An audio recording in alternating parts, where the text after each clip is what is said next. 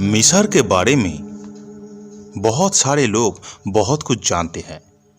मिस्र मशहूर है उसके रेगिस्तान, पिरामिड और ममियों के लिए।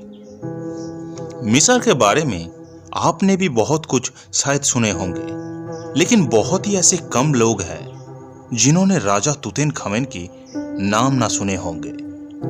प्राचीन मिस्र के राजा तुतनखामेन को कहा जाता था किंग तुत, और उनके दूसरे नाम था तूत अखनीतान। उन्होंने ख्रीष्टपूर्व 1333 से 1323 साल तक राज किए थे। उनके पिता अखनीतान के मौत के बाद सिर्फ 9 साल की उम्र में ही उन्होंने सिंहासन पर बैठे थे। तुतनखामेन की जन्म हुआ था 1341 साल में। उनके पिता का परिचय तो जाना गया है, लेकिन उनके माँ कौन थी ये आज भी नहीं जाना गया है। ऐतिहासिकों के मत के अनुसार अखनीतान के प्रथम स्त्री नेफरतीदिर थे उनके माँ, लेकिन इस बात को लेकर बहुत सारे अफवाहें हैं। लेकिन राजा तुतनखामेन अपने माँ बाप के पास में ही बड़े नहीं हुए थे। वो अपनी बड़ी बहन मेरी अतेन के पास ही बड़े हुए थे। उन्होंने अपनी बहन अक्साना अमन से शादी की थी। अक्साना अमन थे राजा अखनीतान की तृतीय कन्या संतान। उस प्राचीन समय में राज परिवार की खून की शुद्धता को बरकरार रखने के लिए भाई बहन एक दूसरे के साथ शादी करते थे। उनके घर में राजा तुतनखामेन की दोनों जुड़वा बेटी भी हुई थी। इतने कम उम्र में सिंहासन में बैठे हुए राजा तुतनखामेन क्यों इतना ज्यादा मशहूर थे, वो भी एक बहुत बड़ा रहस्य है। लेकिन ये जाना जाता है कि राजा तुत उस समय पे मिस्र की सभ्यता की गौरव को संरक्षण कर पाए थे। साल 1922 में ब्रिटिश आर्कियोलॉजिस्ट राजा तुतनखामेन की समाधि का खोज किए थे। एक बड़े से हॉल में 3 कॉफिन को देकर एक बक्से के अंदर तुतनखामेन की लाश को रखा गया था। उनके सारे कॉफिन कांच और सोने से मुड़ा हुआ था।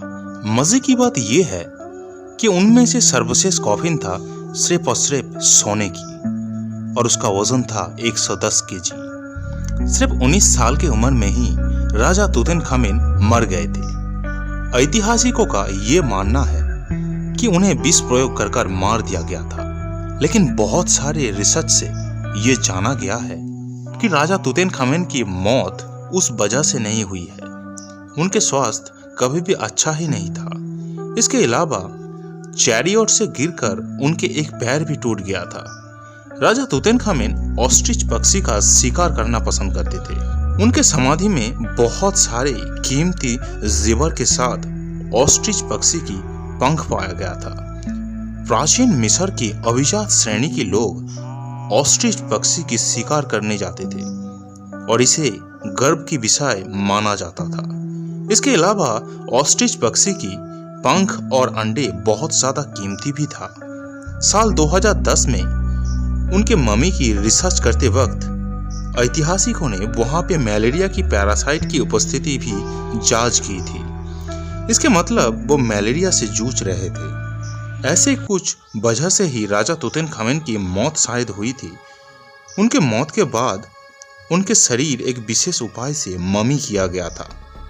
वो देवता ओरिसिस के उपासक थे और इसीलिए उनका शरीर पहले एक प्रकार की तेल में डुबो कर रखा गया था और उसके बाद उनके शरीर से उनके सारे हड्डियां निकाल लिया गया था।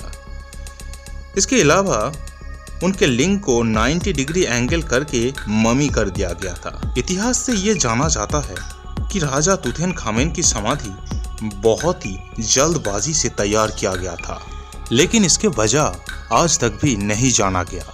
राजा तुतनखामेन और मिस्र की ये ऐतिहासिक रहस्य और कितने दिनों तक गुप्त रहेगा वो तो समय ही कह पाएगा। तो दोस्तों, आशा करता हूँ वीडियो आप लोगों को अच्छा लगा होगा।